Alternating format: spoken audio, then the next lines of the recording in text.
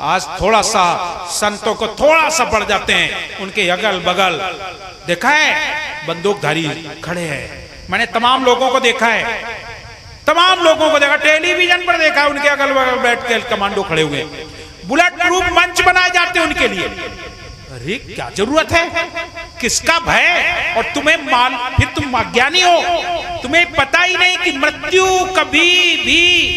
कभी भी समय से पहले नहीं आएगी। ये तो कम से कम ज्ञान होना चाहिए ना।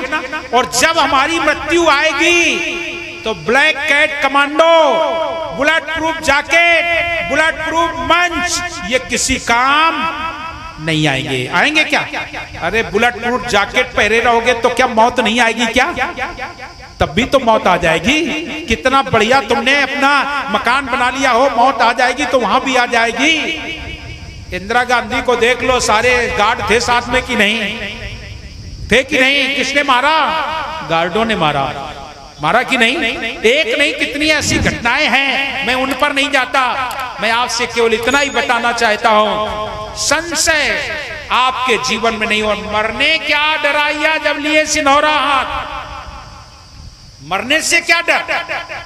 मृत्यु तो सत्य और शाश्वत है, और जहां होगी वहीं कोई रोक नहीं सकेगा।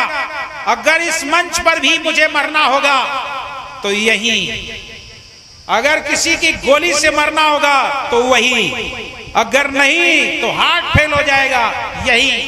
तुरंत याद रख लेना, मृत्यु कभी भी किसी का इंतजार नहीं करती, जब उसे जहां आना है वहीं।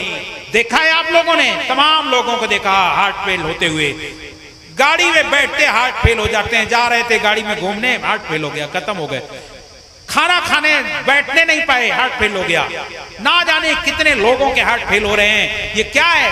मृत्यु बहाना लेके आती है और वो चली जाती है लेकर के अपना काम। इसलिए कभी भी संतों को नहीं चाहिए कि ब्लैक कैट कमांडो रखें, संतों को नहीं चाहिए कि उन्हें राइफल चाहिए, रिवॉल्वर चाहिए। और तमाम संतों को मैंने देखा है, लेकिन हमारे परम पूज्य पंसी हुजूर प्रकाश मीनाम साहब लाखों लोगों के सामने मंच पर बैठते हैं, सत्संग सुनाते हैं। ना उनके अगल, ना बगल, ना अंच में, ना मंच में कहीं भी आपको कोई भी हथियार वाला नहीं मिलेगा।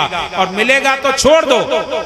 मेरा आत्मविश्वास है कि दामा खेड़ा के अंतर्गत उस हवेली परिसर में एक लाठी भी नहीं होगी कि लाठी भी हो। हमारे साहब ऐसे हैं, चूंकि क्यों भय, किससे भय, हम भय किससे करें? सब तो मेरे हैं और सबको संदेश दे रहे हैं। तो ऐसा नहीं होता है भाई मेरे।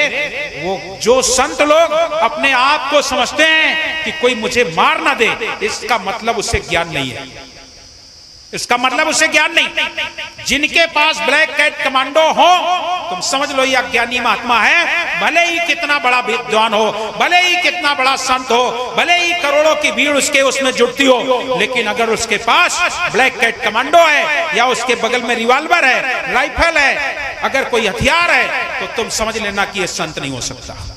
वो संत नहीं हो सकता। कुछ भी हो सकता है लेकिन संत नहीं हो सकता है, क्योंकि संत तो निर्भय होते हैं और सबको निर्भय पद पर खाते हैं। संशय रहित होवे जो प्राणी, जन्म मरण की छूटे खानी, वो है सात्विक। इसलिए विद्या, धन, कुल, रूप, मन, प्रभुता और यौवन, ये जवानी, ये भी खतरनाक है। इसका भी घमंड मत करना। आज जवानी तुम्हें मिली है, लेकिन ये लोग भी कल जवान थे।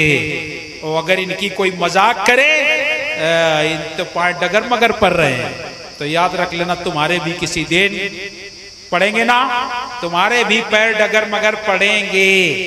इसलिए किसी के पैरों को देखकर उनकी हंसी मत करना, बुजुर्गों को देखकर उनका उपवास मत करना। बन सके तो उनकी मदद कर देना, और अगर तुमसे मदद नहीं हो सकती है तो हंसी भी मत करना।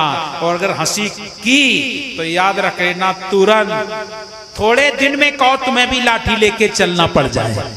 लाठी लेके चलना पड़ जाए। इसलिए जवानी का घमंड मत करना, किसी के बुढ़ापे पर हंसी मत करना, किसी व्यक्ति को बीमार देखकर हंसी मत करना, किसी व्यक्ति लंगड़े लूले को देखकर हंसी मत करना, अनाथ है असहाय है उस पर कभी हंसी मत करना, पागल है कोई उस पर हंसी मत करना, अज्ञानी है उस पर कोई हंसी मत करना।